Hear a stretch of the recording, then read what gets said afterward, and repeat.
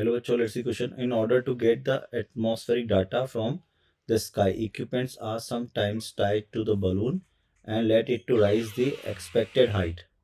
However, due to the low atmospheric pressure in the sky, the balloon will explode and equipments will fall freely after some time. Which of the following velocity time graph describe the motion of the equipment after the balloon explodes, assuming there is no air resistance?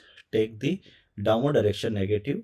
Also, balloon has a moving in upward direction at explode at t equal to 0. Also, neglect the variation of g due to height.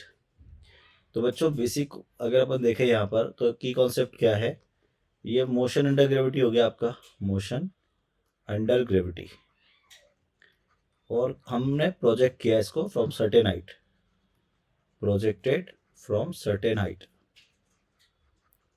From certain height. अगर किसी body को हम किसी height से project करते हैं तो क्या होता है, मान लो ये अपन ने एक हाइट ले ली, क्योंकि बलून तो किसी हाइट पे उड़ रहा है ना, और उसके बाद यहाँ से बलून से बॉडी जो है ड्रॉप हो रही है, तो उसके पास कुछ ना कुछ वेलोसिटी होगी इनिशियल, तो ये यू वेलोसिटी होगी, ये ऐसे जाएगा जाके फिर वापस नीचे आएगा कुछ इस तरह से।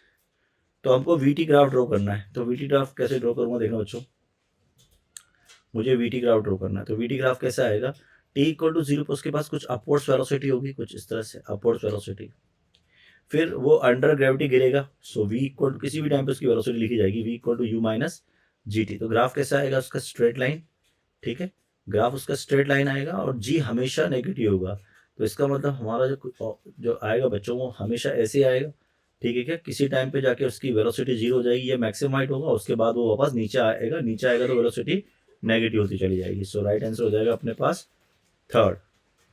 सो right answer of the question is what, third.